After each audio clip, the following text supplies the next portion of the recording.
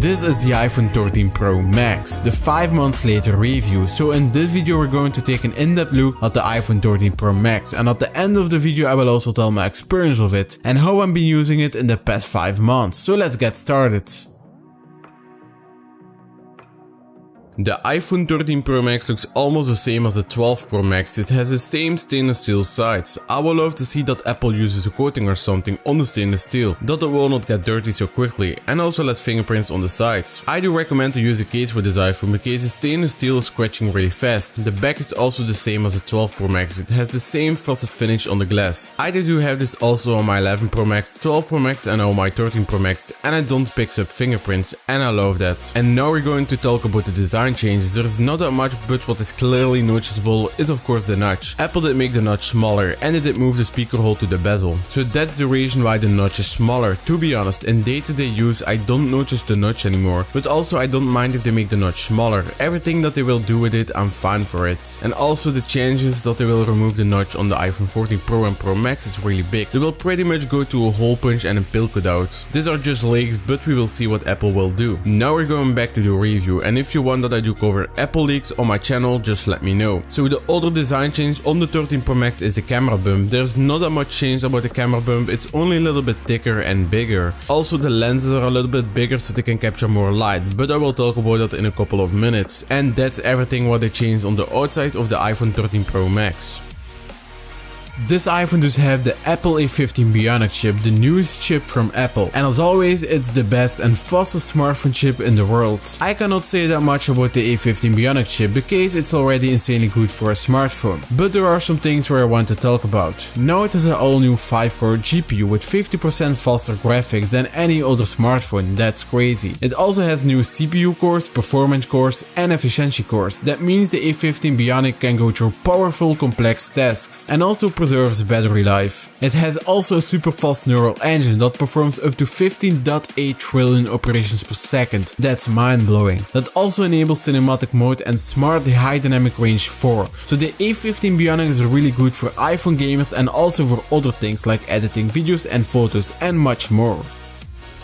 The battery in this iPhone is amazing, it's so good. It has 2.5 more hours than the 12 Pro Max. Apple did make the battery smaller in the 12 Pro Max, and in the 13 Pro Max they did make it bigger again. Before the 13 Pro Max, the iPhone 11 Pro Max had the best battery life on an iPhone, but now the 13 Pro Max has the best battery again. I do live in Belgium and they just started rolling out 5G. I hope by the end of 2022 there will be 5G in the city where I live. I did not have a whole day with 5G, so I can't say if it's taking much power or not, but I did have seen from others that it is not that much of a battery drain. So if you're using 5G on the 13 Pro Max you will still have a great battery life. And yeah, 120Hz is on the iPhone 13 Pro Max and it does not affect the battery life. I will talk later in this video about 120Hz.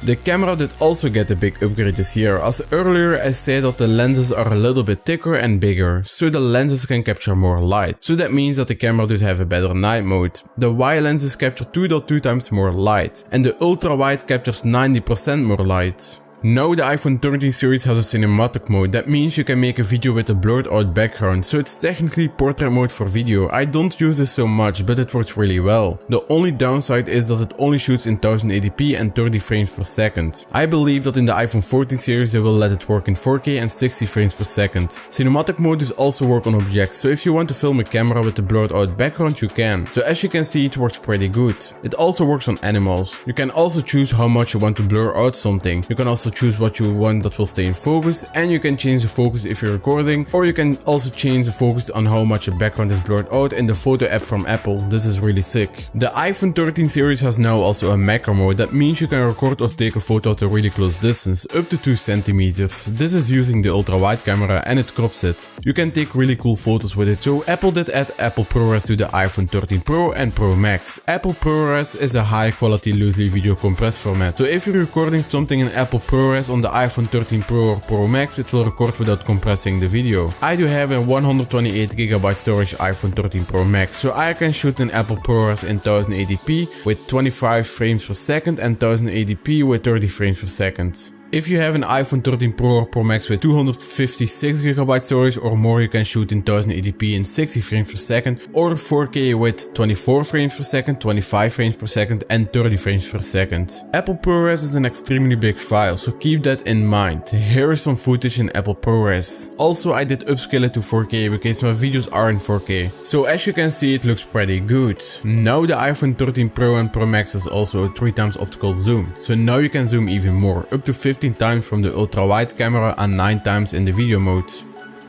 The iPhone 13 Pro Max has a 6.7-inch screen with 120Hz. Apple names it ProMotion. It's an LTPO display that can go from 10Hz to 120Hz. That means if you're doing nothing on your iPhone, the frame rate will go all the way down to 10Hz to preserve battery life. If you're scrolling, it will go all the way up to 120Hz. Also if you're gaming and if there's a lot of motion. And if you're watching a movie or a video, it will lock it to the frame rate that's being used for the movie or the video. This iPhone has the strongest screen glass of all smartphones. That's a ceramic shield on the screen. By the way, this was also on the 12 series, but I hope Apple will add ceramic shield on the back glass of the iPhone 14 series. That will be really sick. The iPhone 13 Pro Max has also a 25% brighter outdoor screen. So if you're using your iPhone outside much and in sunny weather, the screen will be brighter and easier to see. The screen does also support the high dynamic range, up to 1200 nits.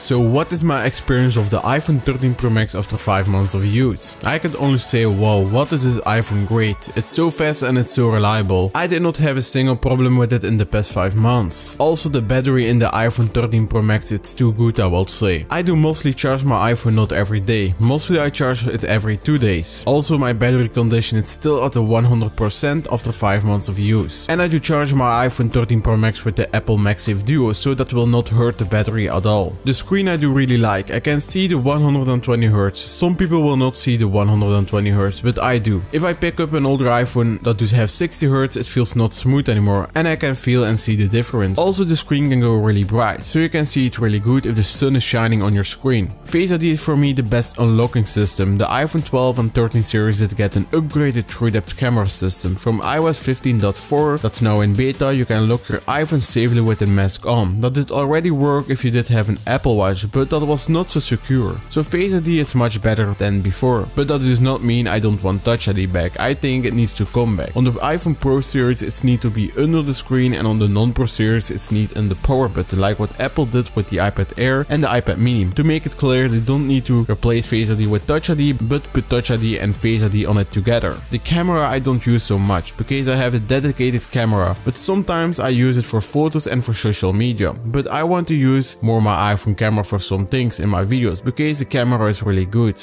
It's not perfect, but nothing is perfect, and it will get better over time. So the camera of the iPhone 13 Pro Max will be good enough for the most of people, but my experience is really good with the camera.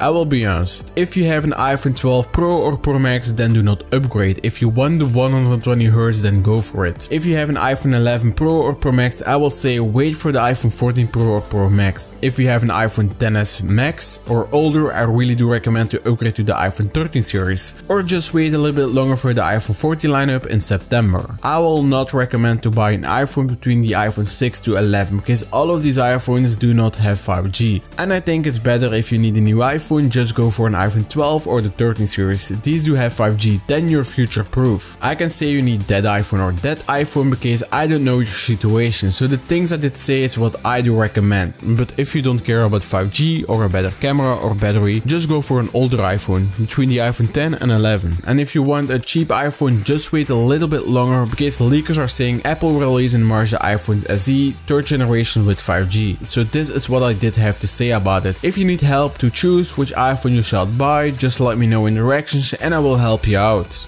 So this was the video for this week, and before we closing up this video, I want to say I will try to upload more. Like, it's really hard for me to upload much because I script all of my videos, and sometimes it's really hard for me to speak English in the right way. So this is not scripted, by the way, this last part, but I just want to say this, and I will try to make a new video by next week that will be about the 14-inch MacBook Pro with the M1 Max before-mentioned in-depth video. So stay tuned for that. So please drop a like and subscribe, and if you have any question, just let me know in the reactions and I'll respond to it. And also follow me on Twitter, and I will see you in the next video.